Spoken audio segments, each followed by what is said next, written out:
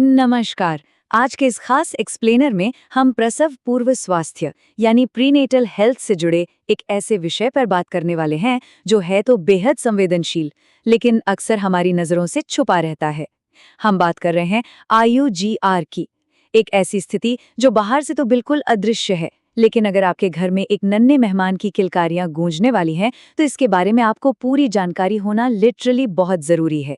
आज हम उन सभी मेडिकल फैक्ट्स को डिकोड करेंगे जो एक सुरक्षित और स्वस्थ शुरुआत के लिए जानना आपके लिए बहुत अहम है। अब जरा एक पल के लिए इस बारे में सोचिए, हमारे मेडिकल एक्सपर्ट्स उस नन्ही सी जान की निगरानी आखिर करते कैसे हैं, जिसे वो ना तो सीधे देख सकते हैं और ना ही महसूस कर सकते हैं। है ना एक दिलचस्प पहेली। देखिए, प्रेगनेंसी के दौरान ऐसा बिल्कुल संभव है कि गर्भ में पल रहे शिशु की ग्रोथ बहुत धीमी हो जाए या फिर पूरी तरह से रुक जाए। और इसमें सबसे ज्यादा चौंकाने वाली बात क्या है पता है? होने वाली माँ को इसका कोई भी शारीरिक आभास नहीं होता, ना कोई दर्द ना ही कोई और संकेत। मतलब सब कुछ बिल्कुल नॉर्मल लगता है। तो सवाल ये है कि जब कोई लक्षण ही नहीं है तो डॉक्टर्स इस अदृश्य चुनौती का पता कैसे लगाते हैं? आज हम इसी रहस्य से पर्दा उठाने वाले हैं। तो चलिए सबसे पहले बुनियादी बात से शुरू करते हैं और समझते हैं कि आखिर ये IUGR यानी IUGR है क्या। IUGR, जिसका पूरा नाम है इंट्रा यूटेरिन ग्रोथ रेस्ट्रिक्शन, अगर इसे बिल्कुल आसान भाषा में समझें तो ये एक ऐसी गंभीर मेडिकल कंडीशन है जहां गर्भ में पल रहे बच्चे का वजन और उसका शारीरिक विकास उस लेवल तक नहीं पहुंच पाता जितना उसकी गर्भावस्था के समय यानी जेस्टेशनल एज के हिसाब से होना चाहिए।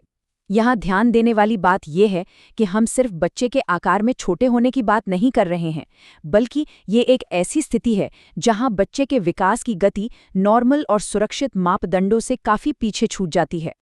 अब आप शायद सोच रहे होंगे कि आखिर ऐसा होता क्यों है, इसके पीछे के मुख्य कारण क्या है। आइए देखते हैं। शिशु के विकास के रुकने के पीछे कई कारण हो सकते हैं, जिन्हें हम आसानी से 3 कैटेगरीज में बांट सकते हैं। सबसे पहला है शारीरिक कारण, जैसे कि प्लेसेंटा का ठीक से काम न करना। अब देखिए, प्लेसेंटा शिशु के लिए एक लाइफलाइन की तरह होता है जिससे उसे सारा पोषण मिलता है। अगर यही ठीक से काम नहीं करेगा तो जाहिर है कि विकास तो रुकेगा ही। दूसरी कैटेगरी है माँ की सेहत से जुड़ी हुई, जैसे कि माँ को हाई ब्लड प्रेशर होना, एनीमिया यानी खून की कमी, सही पोषण न मिलना या फिर कोई इन्फेक्शन होना। और तीसरा, जो कि पूरी तरह से हमारे कंट्रोल में है, वो है लाइफस्टाइल। इसमें स्मोकिंग या शराब का सेवन जैसी चीजें शामिल हैं। तो कुल मिलाकर शिशु का विकास पूरी तरह से माँ के स्वास्थ्य और उनकी जीवन शैली के इर्द गिर्द ही घूमता है। तो कारण तो हमने जान लिए, अब चलते हैं इसके डिटेक्शन की तरफ। आखिर इस अदृश्य खतरे को पहचाना कैसे जाए? जैसा कि हमने पहले भी बात की, इस कंडीशन की सबसे बड़ी चुनौती यही है कि इसके शारीरिक लक्षण शून्य होते हैं, बिल्कुल जीरो। आपको बाहर से कुछ भी महसूस नहीं होगा। और बस यहीं पर हमारी मॉडर्न मेडिकल साइंस अपना कमाल दिखाती है। डॉक्टर्स इसके लिए कुछ बेहद सटीक तरीके अपनाते हैं, जैसे पेट की माप लेना, अल्ट्रासाउंड करना और डॉपलर टेस्ट जैसी एडवांस तकनीकों का इस्तेमाल करना। डॉपलर टेस्ट असल में गर्भनाल और शिशु में खून के प्रवाह को बहुत ही बारीकी से मापता है। यकीन मानिए, इन जांचों के बिना इस कंडीशन को पकड़ पाना लगभग नामुमकिन है। प्रेगनेंसी में सिर्फ इस बात पर निर्भर रहना कि मुझे तो सब ठीक लग रहा है, बिल्कुल भी सुरक्षित नहीं है। लेकिन क्या होगा अगर इस IUGR का सही समय पर पता न चले? बच्चे के लिए इसके क्या रिस्क हो सकते हैं? ये बहुत ही क्रूशल पॉइंट है। IUGR सिर्फ प्रेगनेंसी के 9 महीनों तक सीमित रहने वाली प्रॉब्लम नहीं है। इसका सीधा और बहुत गहरा असर बच्चे के जन्म और उसके बाद की सेहत पर पड़ता है। अगर टाइम पर इसका पता ना चले तो जन्म के समय बच्चे का वजन बहुत ही खतरनाक स्तर तक कम हो सकता है। इसके अलावा पैदा होने के बाद शिशु को सांस लेने में भारी दिक्कत का सामना करना पड़ सकता है।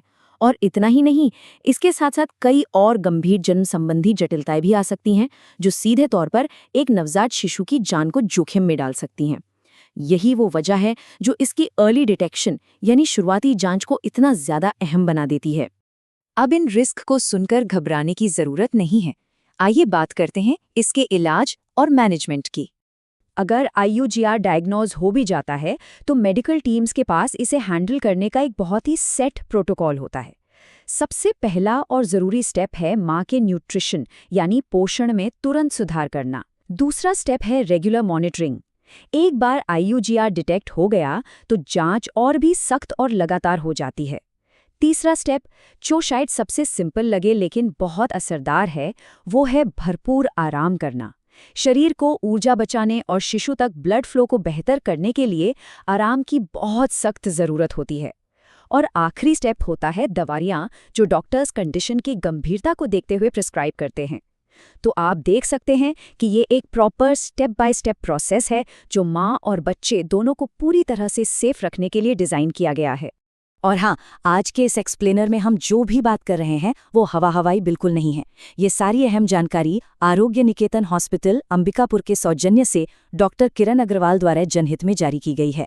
डॉक्टर अग्रवाल एक एमडी और जानी मानी स्त्री एवं प्रसूति रोग विशेषज्ञ हैं। तो जब एक एक्सपर्ट इतने स्पष्ट शब्दों में लगातार चेकअप्स की अहमियत पर इतना जोर दे रही हो, तो हमें इस बात को बिल्कुल सीरियसली लेना चाहिए।